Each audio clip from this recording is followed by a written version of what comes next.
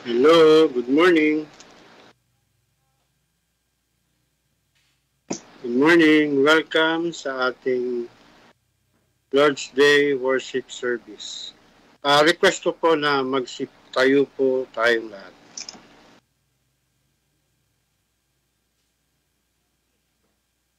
And please open your Bible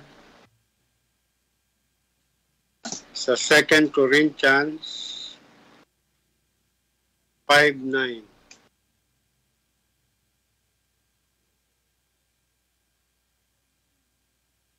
Second Corinthians 5:9.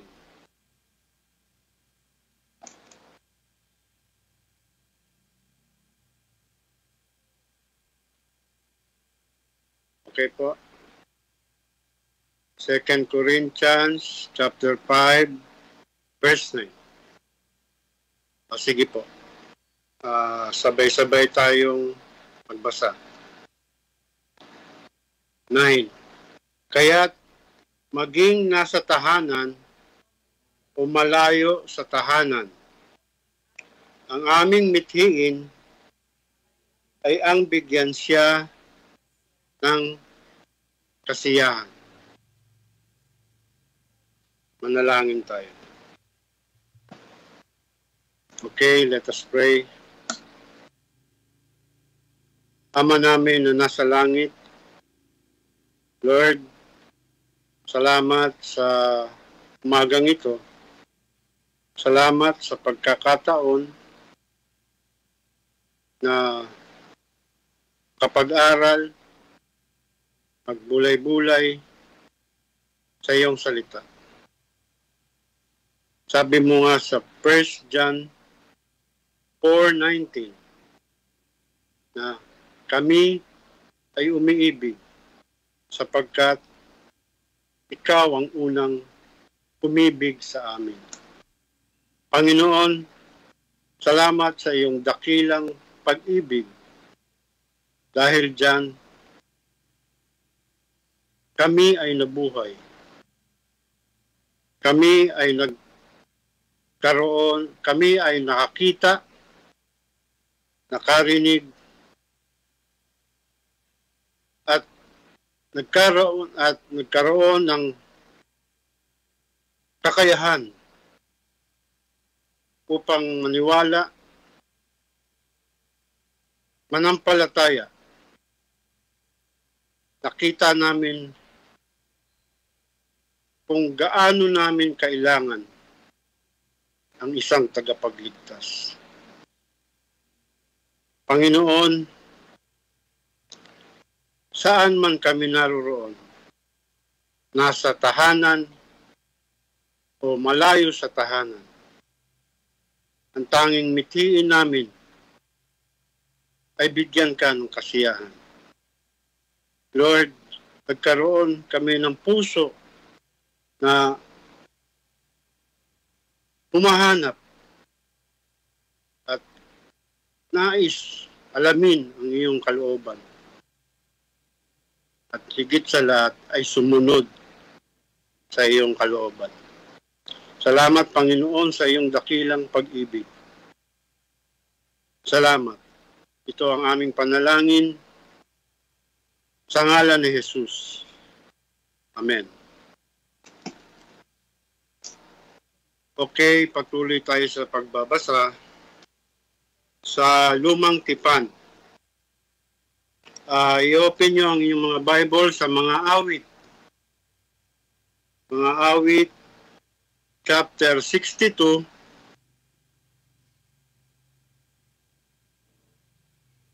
verses 5 to 10. Mga awit,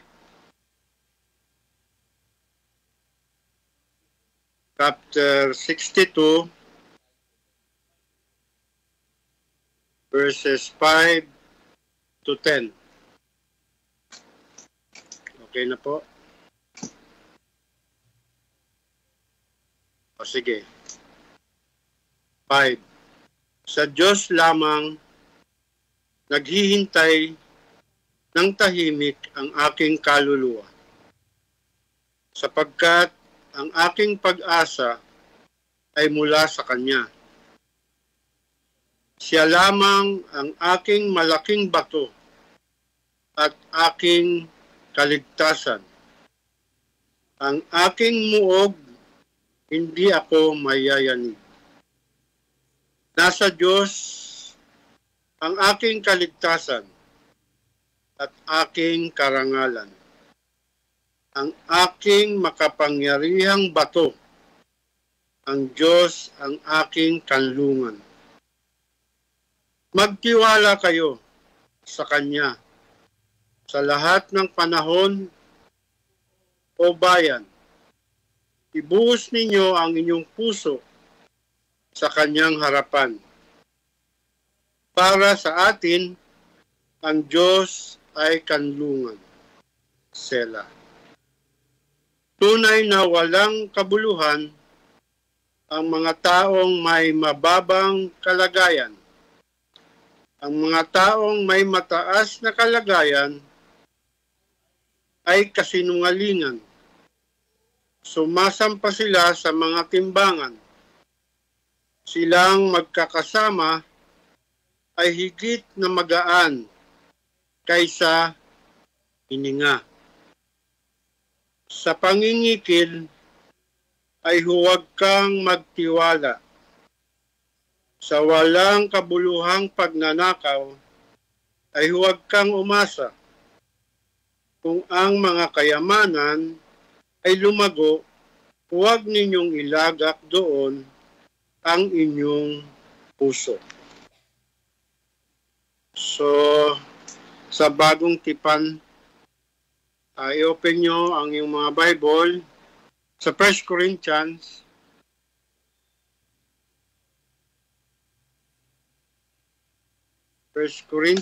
chapter 3, verses 12 to 15. New Testament. 1 Corinthians chapter 3, verses 12 to 15.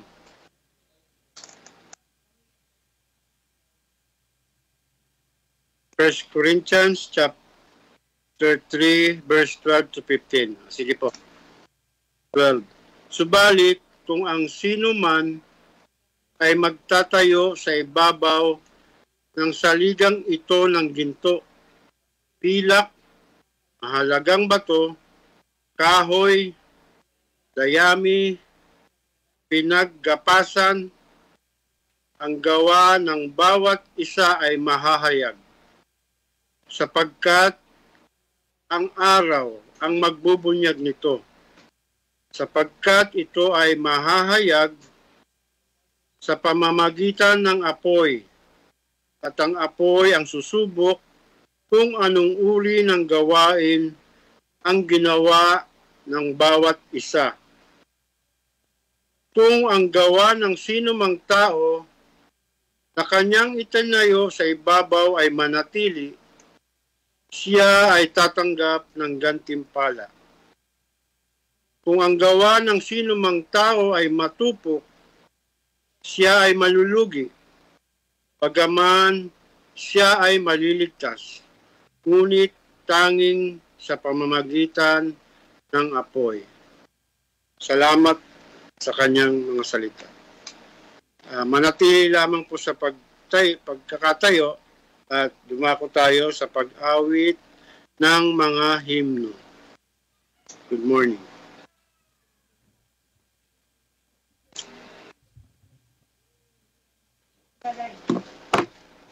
Yan na. Okay. Yan na.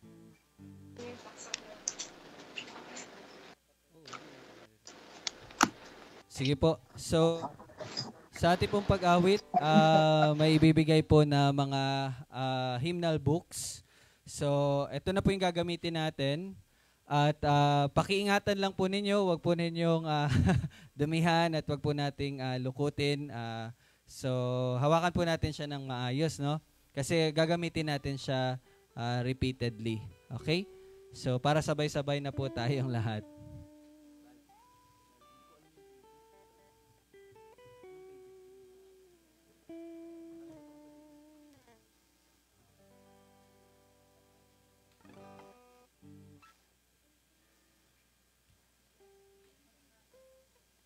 niyo yung pages? Hindi, yung tatlo. Ano yung mga pages niya?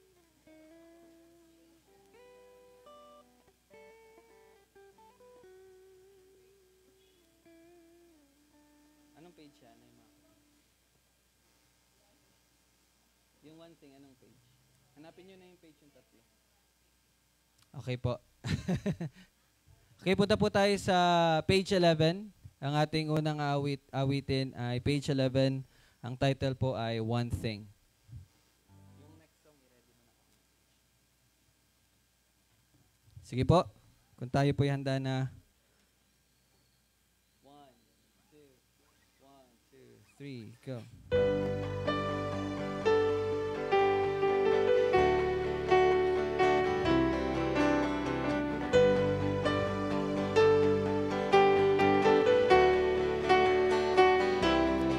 Sing. Jesus, you came to the earth, dying the debt I deserve. Free me to love and to serve for your glory. You pull me out of the flames, cover my guilt and my shame. Give me a hope and a name for your glory. So whatever I do, one thing I pursue.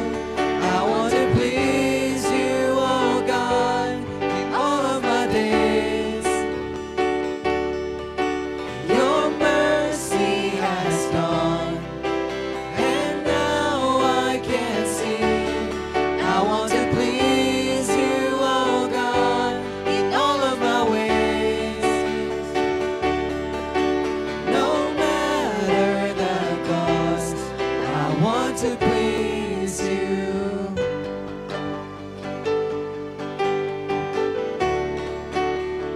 Sing verse 2. Whether I'm honored or cursed, seen as the last or the first, you give me faith to endure for your glory. Let me be broken or blessed, use me in life or in death. I want to spend every breath for your glory. So whatever I do, one thing I pursue. I want to please you, oh God, in all of my days. Your mercy has gone, and now I can see. I want to please you, oh God, in all of my ways. No matter the cost, I want to please you.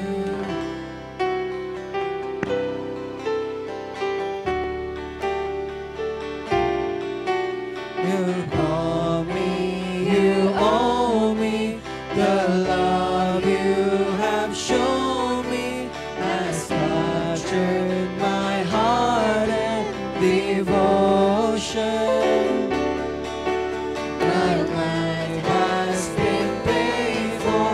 I know I was made for this one thing. This one thing. Sing the chorus. I want to please you, oh God, in all of my days. Your mercy has gone, and now I can see. I want to please you, oh God, in all of my ways. No matter the cost, I want to please you.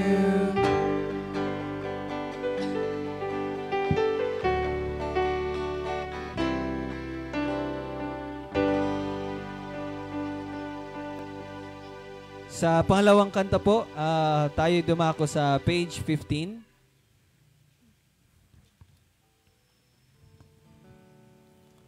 Ang title po ay all things.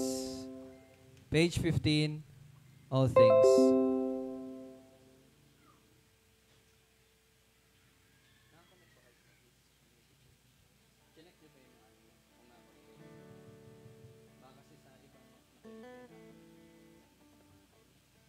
Sige po, tayo po ay umawit.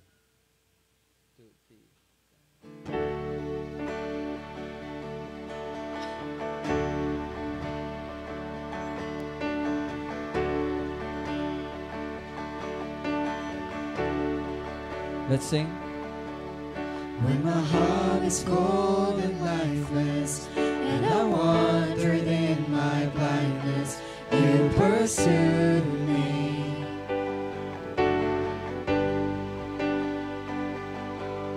And before the world was breathing, you had chosen to redeem me, for you love me.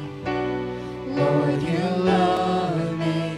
I know you are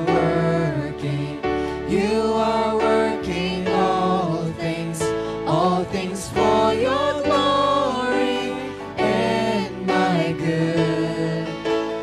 Lord, you will accomplish everything you promised, all things for your glory and my good. Sing verse 2. Though the enemy is mighty, and 1,000 fall beside me, you defend me.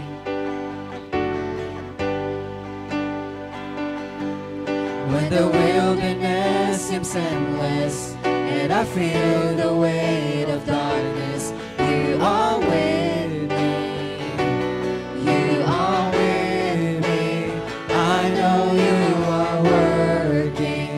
You are working all things for your glory and my good. Lord, you will accomplish everything you promised, all things for your glory and my good.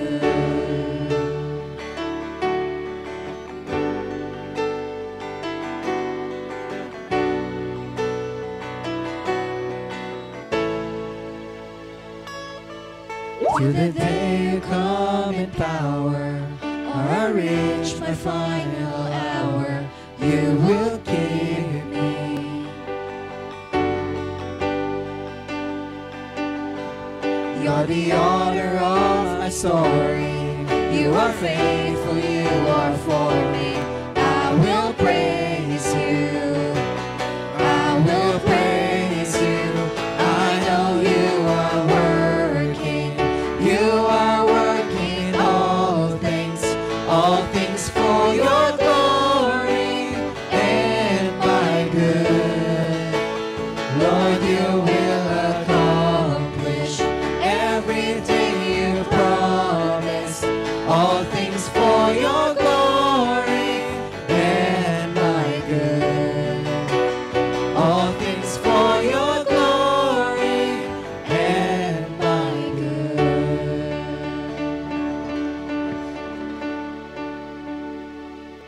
Okay, sa huling awitin, punta po tayo sa page 2.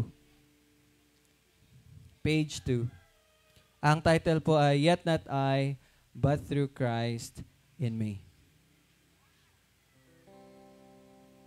Page 2. Po. 1, 2, 3, go.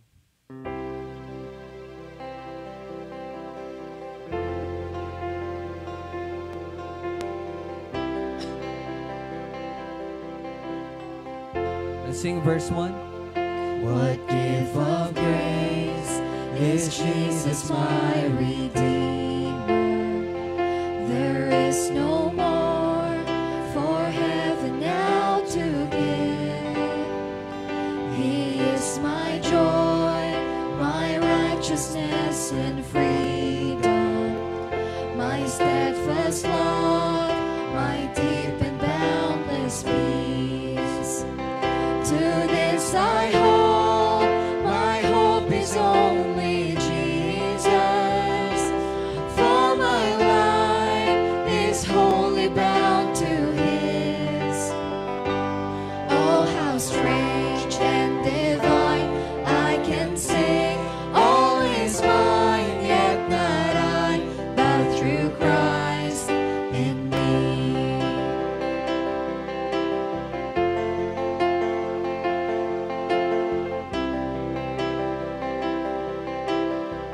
Sing verse 2. The night is dark, but I am not forsaken. For by my side, the Savior, He will stay. I labor on in weakness and rejoicing. For in my need, His power is displayed. Chorus 2. To this I hold, my shepherd will defend me. Through the deepest valley He will lead. Oh, the night has been won, and I shall overcome, yet not I, but through Christ in me.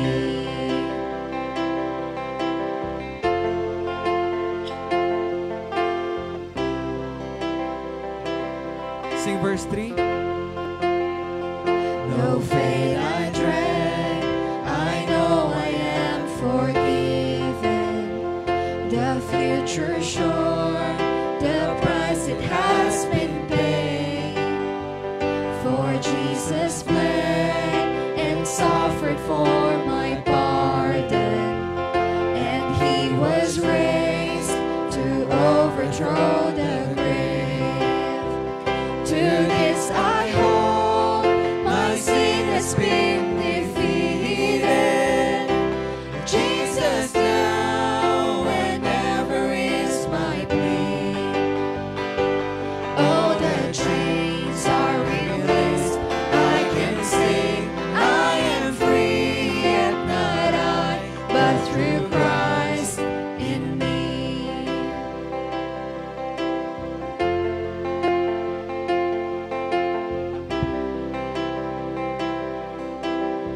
Sing verse 4.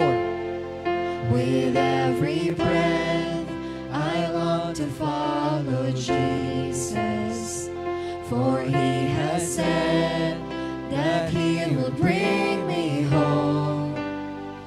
And day by day, I know He will renew me, until I stand with joy before the throne. Sing to this.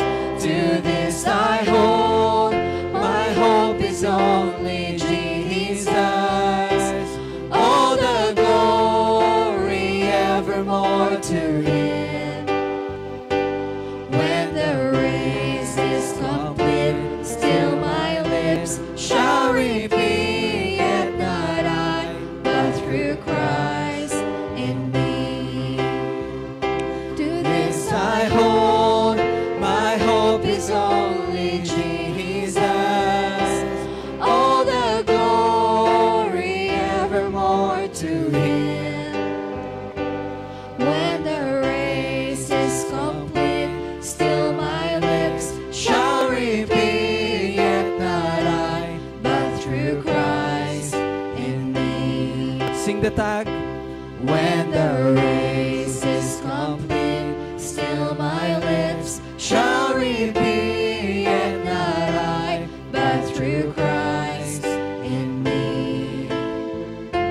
Yet not I, but through Christ in me. Yet not I, but through Christ in me. Okay? Praise God, tayo po ay magsiyo po.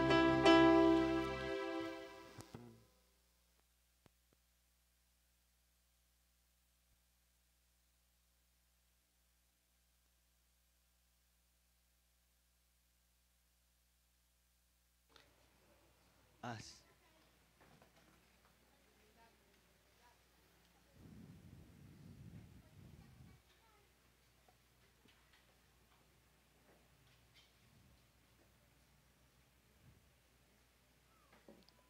Okay po. So once again, good morning.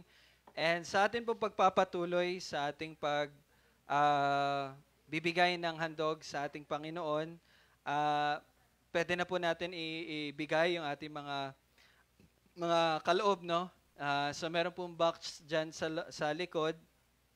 Pwede na po kayong maghulog ng inyong pasasalamat sa Panginoon. At ito po mga finances na to ay atin pong ginagamit para po sa mga kailangan na gamitin para po sa patuloy na pagpapalaganap ng salita and even pagtulong po sa ating mga kapatid. So, pwede rin po tayo mag-send through online. So, meron po tayong GCash account. And so, atin po itong ginagawa sa pagpapasalamat po sa ating Panginoon.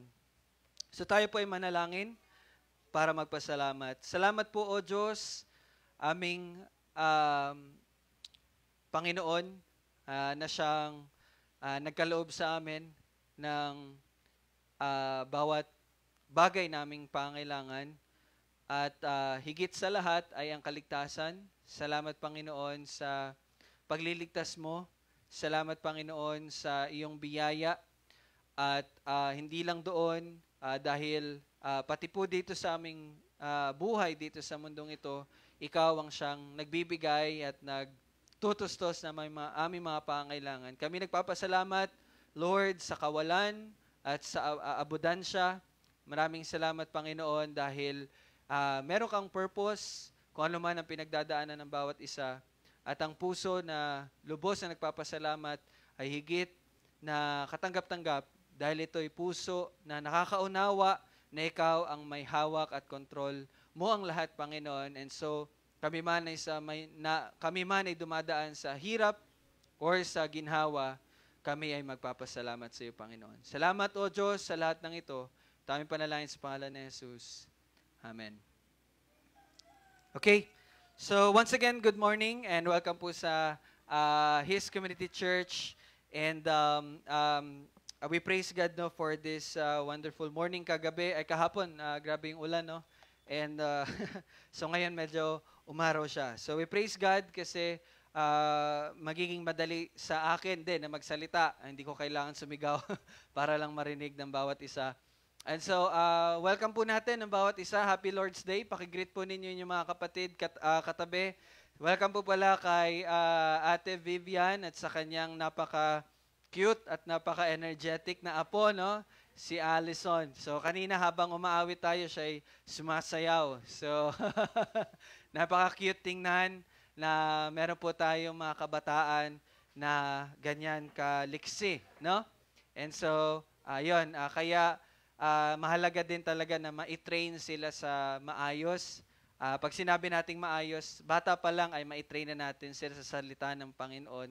Dahil sa sobrang energetic nila, kailangan magamit nila yon para po sa kaluwalhatian ng ating Panginoon. Okay, and tayo po yung magpapatuloy sa salita niya. And punta po tayo, buksan po natin ating mga Biblia sa mga Gawa, chapter 9.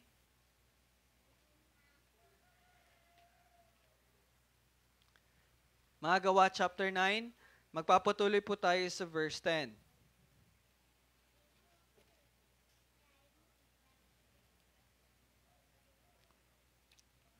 At ang atin pong pag-aaralan sa umagang ito ay hanggang sa verse 22. Okay?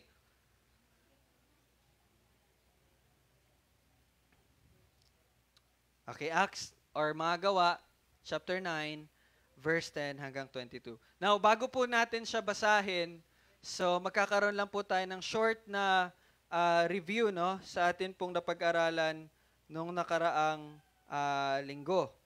So kung matatandaan po ninyo, sa chapter 9, actually ito po yung chapter na kung saan mababasa natin yung pagkilos ng Panginoon sa buhay po ni Saul. Okay, kung hindi po kayo familiar sino si Saul, siya po yung tinatawag ngayon natin na si San Pablo or si Pablo, si Saint Paul. So nakita natin dito yung conversion niya. At ang kanyang pagbabago or ang pagkakaligtas sa kanya ay makita natin gawa po ng Diyos. So, napag-aralan natin yan last week. At ito po ay ang pag-unang kilos ng Diyos. Ibig sabihin, ang pagkakaligtas ni Saul ay sa pamagitan po ng initiative ng Diyos. No, makikita niyo po 'yan ang Panginoon ay nagpakita kay Saul nang si Saul ay papunta sa Damasco. No? May nakita siyang liwanag at doon kanya pong na-encounter ang ating Panginoong Hesus. Kailangan niyo pong maunawaan na sa bawat kaligtasan ng bawat isang mananampalataya, ito po ay gawa ng Diyos. It is the initiative of God. Hindi po ito sa atin nagmumula. But ang kaligtasan ng isang tao ay ang pagkilos at actually, hindi lang pagkilos, ang unang pagkilos ng Diyos sa atin. That's the initiative of God. Okay? And kung matatandaan niyo po, ito po ay hindi utos, ito po ay utos ng Diyos. No, kung matatandaan niyo po sa verses 1 hanggang 9, last week, nakita natin doon na parang ano lang siya, no, parang hindi hiniling or hindi hiningi ang pahintulot ni Saul. Saul, papayag ka ba na maging lingkod ko? Papayag ka ba na ganito, ganyan? And gusto ko lang po ito i-stress out sa atin kasi in our modern times, ito na po kasi yung popular na katuruan. Nasa sa inyo kung inyong tatanggapin ng Panginoong Hesus. Nasa sa inyo. Pero kung kayo tatanggap, kayo pagpapalain ng Diyos. No? Yan po ang palaging turo na ngayon. Okay? But actually, ang paghahayag po ng magandang balita is hindi po siya pag-offer. No? Ang paghahayag ng magandang balita is not offer, hindi tayo nagbibigay ng offer sa tao. Nasa sayo. But actually, ang paghahayag ng magandang balita is sa salitang balita, binabalita lang natin to. Binabalita natin na may nagligtas. Na ang Diyos ang nagligtas. That's why we proclaim. Hindi po tayo nagbibigay ng choice sa mga tao, but we proclaim. Okay? So dito makikita natin na ito'y utos ng Diyos at hindi kinuha ang paintulot ni Saul. Nakita natin yung abrupt, sudden change ni Saul. Na ang pagliligtas po ng Diyos ay magdudulot po ng buong pagbabago sa isang tao. Kailangan niyo po yung maintindihan, ang pagliligtas ng Diyos ay magdudulot ng buong pagbabago. Hindi lang minor changes, hindi lang major changes, but total change. No? Ang dating patay naging nabuhay. And kung makikita nyo si Saul, a very good example na siya ay dating rebelde, ngayon ay naging alagad. Siya na dating kaaway ay naging tagasunod. Siya na dating manguusig ng mga mananampalataya ay ngayong tigapaghayag na ng pangalan ni Jesus. Siya na namumuhi sa mga tinatawag na mananampalataya ng daan ay makita natin na siya'y umiibig na sa kanila. Even kung babasahin niyo po yung letters ni Paul, no, grabe yung pag-express niya ng love niya sa mga churches. No? Dati napilit winawasak ang iglesia, mababasa natin na sa kanyang pagbabago, pilit niya na itong sinasaayos. At dati na pumipigil sa pagpapalaganap ng salita at pangalan ni Jesus ay naging tagapagpalaganap ng kanyang salita. So you see, ang kaligtasan ay magdudulot ng buong pagbabago sa buhay ng isang tao. That's the fruit of salvation. Yung pagbabago ng isang tao. Okay? So, another Sunday, another Lord's Day na magre-remind sa atin ng lahat ng ito. Lahat po na nangyari kay Saul at lahat na nangyari din sa bawat isa sa atin na naligtas ay gawa po ng Diyos. And I like to always remind the English version of Ephesians 2:10. We are God's workmanship. No? We are God's workmanship. Now, let me read it to you in Tagalog. Since nasa Pilipinas ako. Later, lilipad po ako. Later, lilipad po ako. Okay? So, anyway, basahin natin sa Tagalog. Ephesians 2:10. Sapagkat tayo'y kanyang pinakamahusay na gawa. Gabi no yung pagkatagalog, pinakamahusay na gawa. Bawat isa sa atin, tayo ay, paano ba ito sa pagtagalog? Workmanship ni Lord. Kumilos at kung ano man at sino tayo, yan po ay gawa ng Diyos. And I want you to remind that, no? Na hindi lang po kay Saul, but bawat isa po sa atin, kung ikaw man po ay naligtas, ikaw ay naligtas because of God's workmanship. Dahil sa pagkilos at gawa ng Diyos. And ngayon, makita natin yung pagpapatuloy na pagkilos ng Diyos sa buhay ni Saul at makita din natin na ganun din po ang nangyari sa atin. Hindi man siya literal na katulad na nangyari kay Saul, but in a sense, yun din po ay nangyari sa atin. At ipapakita ko po yun sa inyo. So for this morning, meron po tayong 5 P na points para po madali nyo pong matandaan ang mensahe. So una is providence. Mamaya explain ko po ano ibig sabihin ng providence. Mababasa natin yan sa verses 10 to 12, providence. The second P is people, verse 13 to 14. The third is purpose, verse 15 to 16 yan. Pang-apat po is power, verse 17 hanggang 19. And the last P is prevail. No? The Lord's will prevails. Verse 20 hanggang 22. Ulitin ko po, providence, people, purpose, power, and the Lord's will prevails. Let us pray. Panginoon, salamat po sa iyong salita. Ako po yung humihingi, Lord, ng iyong awa at favor na kumilos ko po sa buhay ng bawat isa. O God,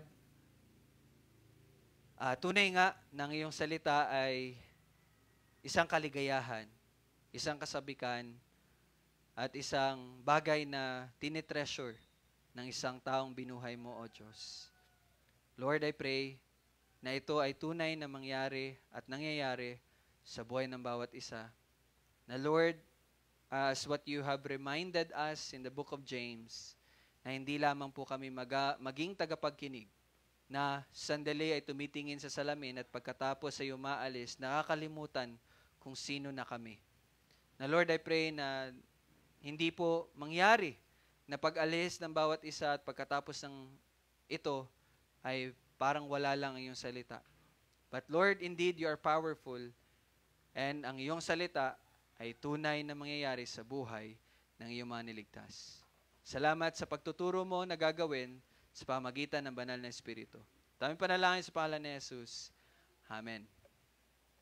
So una, point 1 is providence. No? Ngayon nyo lang po ba narinig yung providence or providensya? Siguro narinig nyo yung probinsya. Iba po yun. Ito po ay providensya. Ano ba ibig sabihin ng providensya? Listen carefully. Providensya or providence ay ang pamamahala ng Diyos. Okay? Pamamahala ng Diyos kung saan siya na may karunungan at pagmamahal ay nangangalaga at namamahala sa lahat ng bagay. Kapag sinabi po nating lahat, lahat. Ang Diyos po ang namamahala sa lahat ng bagay. Even sa buhay ng bawat isa sa atin, ang Diyos po ang namamahala nun. Siya ang nangangalaga noon. Now, para po mas maging malinaw sa inyo, sa madaling salita, siya po ang may control ng lahat. Yan po yung providensya. Ang Diyos ang may control ng lahat. That is providence. And mula pa man sa kawalang hanggan, itinakda na niya ang lahat ng mangyayari, listen carefully, mula pa man sa kawalang hanggan, from eternity past, bago pa man po likhain ang sanlibutan, itinakda niya na po ang lahat ng mangyayari ayon sa kanyang pasya, ayon sa kanyang kabutihang loob, at ayon sa kanyang mabuting layunin, at ang lahat ng iyon po ay kanyang sinasakatuparan. That is providence. Naintindihan niyo po?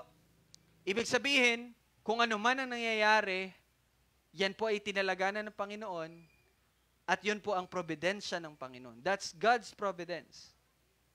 Okay? That's providence. Ulitin ko po, itinakda at isinasakatuparan. Itinakda na at isinasakatuparan. That's providence. Okay? So, ibig sabihin, ang nangyayari po sa buhay ng bawat isa is actually God's providence. Kasi yan po ay tinakda na nung simula pa man. Now, paano ba yun nangyayari? Paano niya isinasakatuparan yung mga itinakda niya na nung una pa? Meron pong dalawang pamamaraan. Una, isa pamagitan ng indirect work. Ibig sabihin, hindi direktang pagkilos ng Diyos. At ano po yun? Dalawa po. Una is law of nature. Law of nature. Okay, bigyan ko pa yun ng example. For example, itinakda na ng Panginoon na si Onyok ay mamamatay sa pamagitan ng baha. For example, ganon. Okay? So, namatay siya sa pamagitan ng nature or natural na nangyayari sa ating palibot. Okay? So, ginagawa yun ng Panginoon, sinasakatuparan niya kung ano yung tinakda niya sa pamagitan ng law of nature. And the second is sa pamagitan ng tao. Sa pamagitan ng pasya ng tao, human choice. Okay? That's indirect work. Okay? Pangalawa, sinasakatuparan niya yung mga tinakda niya